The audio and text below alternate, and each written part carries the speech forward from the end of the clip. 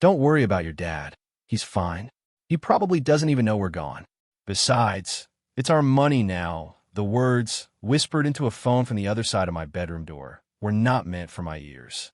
They were secret, a casual confirmation of a betrayal so profound it felt like a physical blow. My daughter-in-law, Jessica, spoke them with the easy confidence of a predator who believes its prey is already dead. She thought I was a fool, a relic in an armchair, a living ghost whose only remaining purpose was to sign over a lifetime of work. She thought the money was hers. She was about to learn that a quiet man is not a weak man, and my silence would be her undoing. The cold fury that washed over me in that moment was a clarifying force. The grief and loneliness that had clouded my mind for months evaporated, replaced by a crystalline, sharp-edged resolve. They wanted my money to celebrate a life without me in it. I would give them silence, and that silence would cost them everything they had and everything they ever hoped to have. It had all started with love, as the best and worst stories often do. My story was with Eleanor. For 45 years, she was the architect of my heart, while I was the architect of the homes we lived in. I designed our first house on a napkin in a diner on our third date. It was a modest little place, but it had good bones, just like our relationship. As my firm grew, so did our homes, each one a testament to our shared journey. The last house, the one I had just sold, was our masterpiece. A sprawling stone and glass structure overlooking a quiet lake, with a garden Eleanor had spent 2 decades cultivating. Every flower bed, every winding path, was a memory. After the doctors gave us the news, that garden became her sanctuary and my vigil. I'd watch her from the great room window, her hands in the soil, a quiet defiance in the face of the inevitable. She made me promise, in those final, whisper-thin days, to look after our son, Mark. He's a good boy, Arthur, she had said, her hand cool in mine. But he has a soft heart. Too soft, sometimes. Don't let the world take advantage of that. I had promised. It was the last promise I ever made her. After she was gone, the house became a mausoleum of memories. Her scent lingered in the closets. Her favorite mug sat on the kitchen shelf. Her book lay on the nightstand, a bookmark holding a place she would never return to. The silence was a crushing weight. Mark and Jessica started visiting more often, their faces etched with practiced concern. Jessica would glide through the rooms, her fingers trailing over the expensive furniture, her eyes not filled with sadness, but with a kind of acquisitive gleam I chose to ignore. "You must be so lonely here, Dad," she'd say, her voice dripping with syrupy sympathy. "All this space just for one person. It's too much." Mark would nod along, his expression a mixture of genuine worry and parroted sentiment. "She's right, Dad. We've been thinking, why don't you sell this place? You can come live with us. We'll take care of you. You wouldn't have to worry about a thing." They painted a beautiful picture, a life of ease, of family dinners, of future grandchildren running through their home. They made it sound like they were doing me a favor, rescuing me from my grief. And a part of me, the part that was exhausted and hollowed out by loss, wanted to believe them. I was tired of the echoes in the empty hallways. I was tired of cooking for one. The thought of family, of noise, of life, was a powerful anesthetic. So I agreed. I called my realtor and I called my lawyer, David. David had been my friend since college. He was a shrewd, no-nonsense man who had handled all my contracts and legal affairs for 40 years. When I told him my plan to sell the firm, the house, and move in with Mark, putting the proceeds into a joint account for us all to live on, he was uncharacteristically quiet on the phone. He insisted on meeting in person. In his mahogany-paneled office, surrounded by leather-bound books that smelled of time and wisdom, he looked at me over the top of his spectacles. "Arthur, you've spent your life building an empire from the ground up. You're not a fool. So why are you about to do something so foolish?" I explained my reasoning. The loneliness, the promise to Eleanor, the desire to secure Mark's future. "You can secure his future without handing him the keys to the kingdom," David argued. "Mark is a good man, but Jessica, she sees dollar signs where you see a family legacy." His words pricked at a small, buried unease I had been trying to suppress. I had seen the way Jessica looked at my wife's jewelry, the way she talked about updating our dated furniture. "So what do you suggest, David?" I asked, feeling the weariness seep back into my bones. "A trust," he said, leaning forward. "An irrevocable living trust.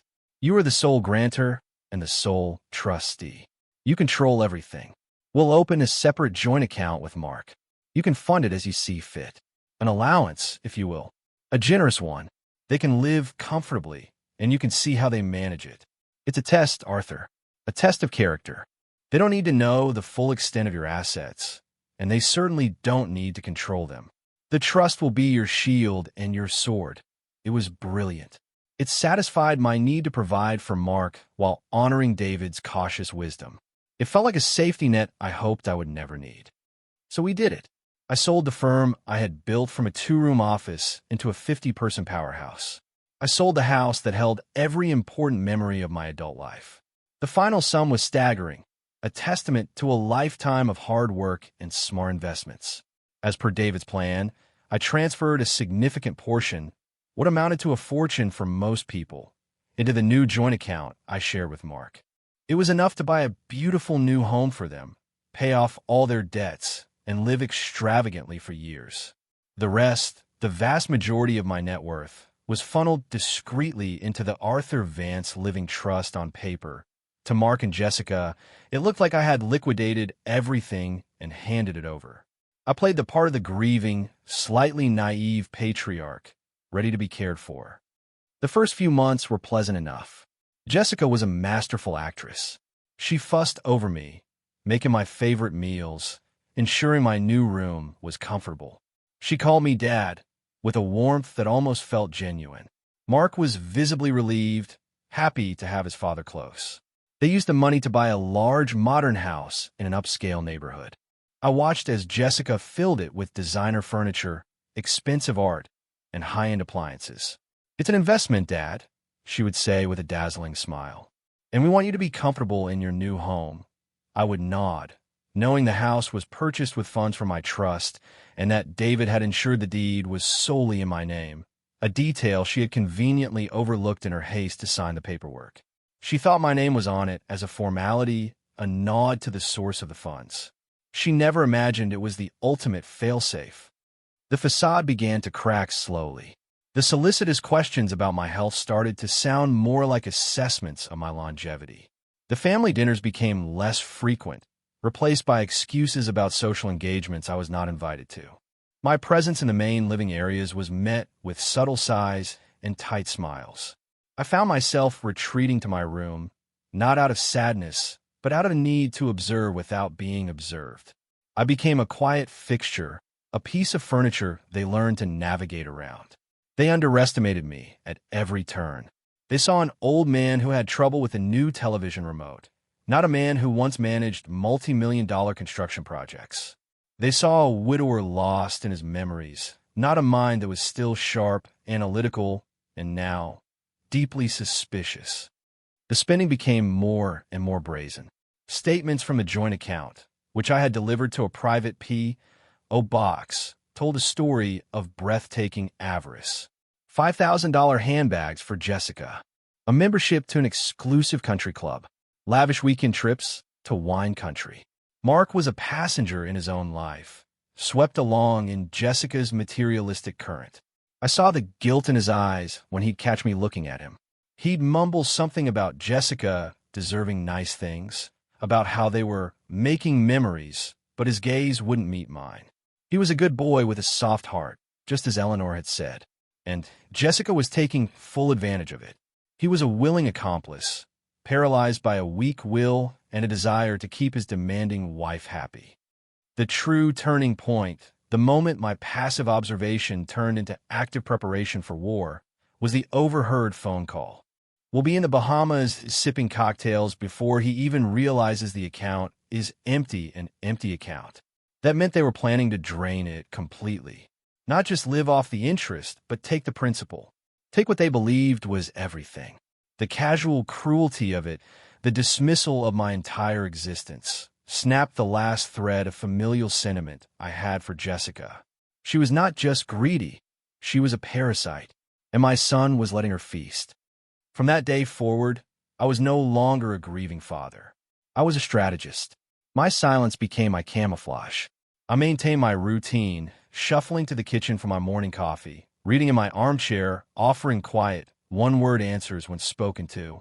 Inside, my mind was a whirlwind of calculations and plans. The first thing I did was call David. I told him everything. The years of quiet condescension, the reckless spending, and the final, damning phone call. I heard him take a sharp breath. That ungrateful. Arthur, I am so sorry.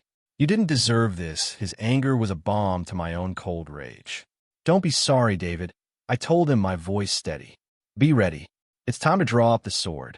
We spent the next week in a series of discreet phone calls and one clandestine meeting at his office. I laid out my plan, and he, with a grim smile, helped me refine the legal mechanics. It was a multi-stage operation designed not just to stop them, but to let them orchestrate their own spectacular downfall. Their greed would be the fuel for their own funeral pyre. My first move was subtle. I knew Jessica was a snoop. I had seen her slip into my room when she thought I was napping. So I set a trap. I used my old design software to fabricate a bank statement for the joint account. I inflated the balance to a truly astronomical figure, more than double what was actually in there, implying a recent stock dividend had paid out. I printed it on official-looking bank paper, I ordered online, and left it, seemingly forgotten, on my desk. That afternoon, I pretended to fall asleep in my armchair, the book I was reading resting on my chest. Through barely slitted eyelids, I watched her. She tiptoed past me, her eyes darting towards my room. She slipped inside. A minute later, she emerged, a triumphant smirk playing on her lips. I could almost hear the click of her phone's camera. The bait had been taken. Her greed was now supercharged. She believed there was even more to plunder than she had imagined. The next day, the consequences of her discovery began. They started talking in hushed, excited tones. I picked up snippets of conversation. Gated community, infinity pool, a new convertible for me. They were spending the money before they even had it. They were so blinded by the number on that fake statement that they lost all caution. I went online and did some digging. It wasn't hard to find their plans. Jessica had been posting veiled comments on social media. A picture of a white sand beach captioned, "Soon." A link to a real estate listing for a monstrously large mansion in the most expensive part of town. They had put down a non-refundable deposit on the house, contingent on financing that they believed was a sure thing. They had booked a 2-week, first-class trip to an exclusive resort in the Bahamas, also non-refundable. They had even put a deposit on a brand-new luxury car for Jessica, a celebratory gift to herself. They had leveraged every penny of their expected windfall. My plan was timed to the minute. They were scheduled to close on the new house on a Friday morning. Their flight to the Bahamas was that evening. They planned to sign the papers, transfer the money, and head straight to the airport to begin their new, opulent life, leaving me behind in a house that would soon be sold. They told me they were going away for a short weekend to visit a friend. The lie was so lazy, so insulting, it barely registered. I was an afterthought, a piece of luggage they intended to leave at the curb. On Thursday evening, the night before their world was set to collapse, Mark knocked on my door. It was the first time he had sought me out in weeks. He looked uncomfortable, his eyes fixed on the floor. "Hey, Dad. Jessica and I are heading out early tomorrow. Just wanted to make sure you'll be okay for a couple of days." There's food in the fridge. The guilt was rolling off him in waves. This was his last chance, the final opportunity to honor his mother's memory and the man who had raised him. I looked at him, my son, a man I barely recognized, and felt a pang of something that might have been pity. "I'll be fine, Mark. I'm always fine." He nodded, relieved that I wasn't making it difficult. "Okay, great. Well, have a good weekend, Dad." He turned to leave. He didn't see the ice in my eyes. He didn't see the end of his world reflected there. That night, I didn't sleep. I sat in the dark, thinking of Eleanor, of the life we built and the legacy I was now forced to protect from our own child. At precisely 5 a.m. on Friday, I logged into my Trust Secure online portal. I had a document David had prepared open on my screen. It was a formal invocation of clause in the joint account charter, a clause that Jessica and Mark had never bothered to read. It stated that any significant expenditure from the account not directly related to my personal care or mutually agreed-upon household expenses required written consent. It was a standard protective clause, but one they had violated hundreds of times. With a series of keystrokes, I executed my authority as sole trustee. I initiated a transfer. It wasn't a withdrawal. It was a reclamation. The trust legally reclaimed every single penny from the joint account, citing breach of contract. The transfer was instantaneous.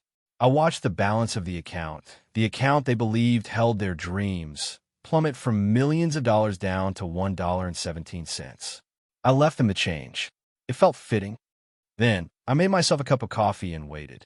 I knew the sequence of events that would unfold. Around 9:30 a.m., their transfer for the new house would be initiated by the title company. It would be rejected for insufficient funds. They would receive a frantic, angry call from their realtor. Around 11 a.m., the final payment for their Bahamas trip, which was set to auto-debit, would also be rejected. Another angry call, this time from the travel agency, informing them their non-refundable tickets were now void.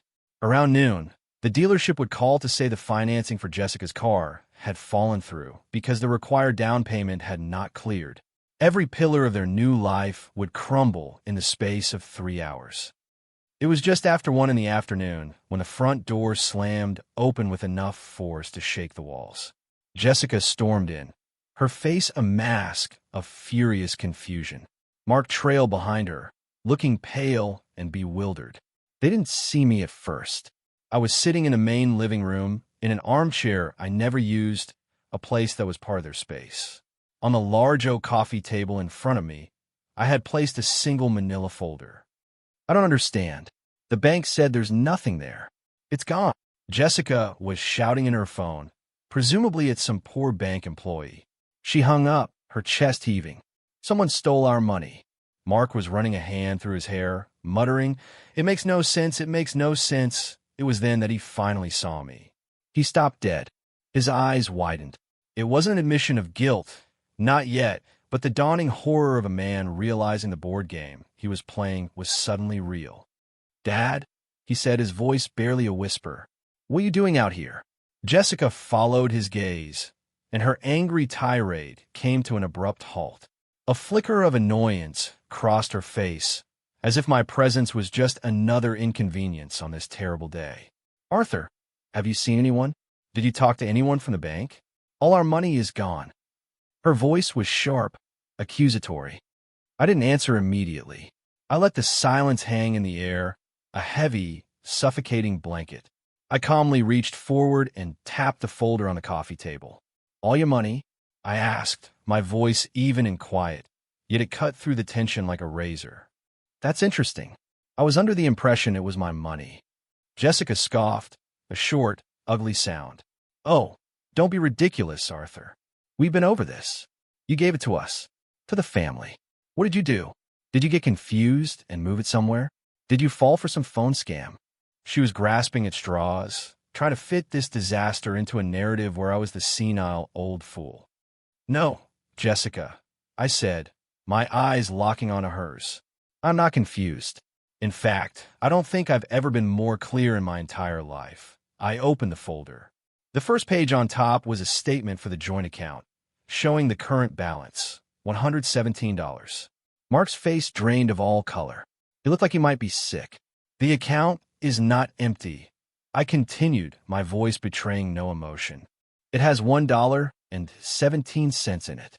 The rest of the money from the sale of my home and my business, the money my wife and I worked our entire lives for, is exactly where it has always been. Safe in the Arthur Vance Living Trust, an entity to which I am the sole trustee and you have absolutely no access." A stunned silence filled the room. Jessica stared at me, her mouth slightly agape.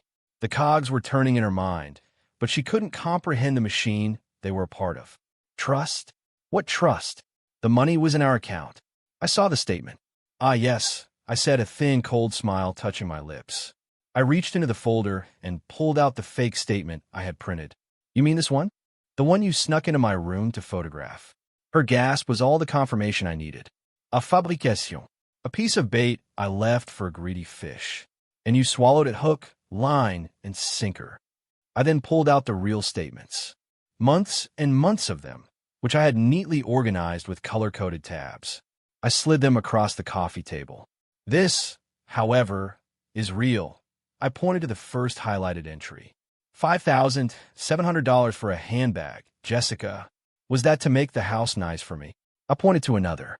$10,000 for a down payment on a sports car I will never be allowed to ride in. Was that for my comfort? I kept going, my voice a relentless, calm indictment. $30,000 for a non-refundable, first-class trip to the Bahamas. A trip you planned to take while leaving me here alone. A trip you funded by draining the account you thought contained my entire life savings. I looked at her, and for the first time, I saw fear in her eyes. The arrogant, dismissive woman was gone, replaced by a cornered animal. You spied on us, she whispered, her voice trembling with rage. You manipulative old man. You call it spying, I replied, my voice hardening. I call it due diligence. I called it protecting my legacy from a predator. I notice everything. I notice the whispers. I notice the contempt in your eyes. And I heard you, Jessica, on the phone, right outside my door. I heard you say I wouldn't even know you were gone. I heard you say it was your money now. Her face went from pale to a deep, mottled red. She was speechless. All her bluster, all her arrogance was gone, stripped away by the simple, undeniable truth. I then turned my attention to my son. Mark was slumped against the wall, his head in his hands. He looked broken. I gave you my trust, son, I said, and for the first time, a tremor of my own pain entered my voice. I gave you my home, my resources, my faith. I promised your mother I would look after you. I thought I was securing your future, helping you build a life. But you stood by. You stood by and watched this woman, your wife, treat your father like an inconvenience and my life's work like her personal lottery ticket. You let her greed poison everything. She held the knife, Mark, but you held me down. Tears were streaming down his face now. Dad, I'm so sorry. I didn't. I never wanted. Save it, I said, my voice flat. The time for apologies was long past. I stood up, feeling taller than I had in years. I delivered the final, crushing blow. Your dream house, the one in the gated community, your deposit is forfeited. Your luxurious vacation is canceled. Your new car will be driven by someone else. And so will I. I let that sink in for a moment before continuing. You have 30 days to vacate this property. Jessica's head snapped up. Vacate? This is our house. We bought it. I almost laughed. No, Jessica, you live in it. I bought it.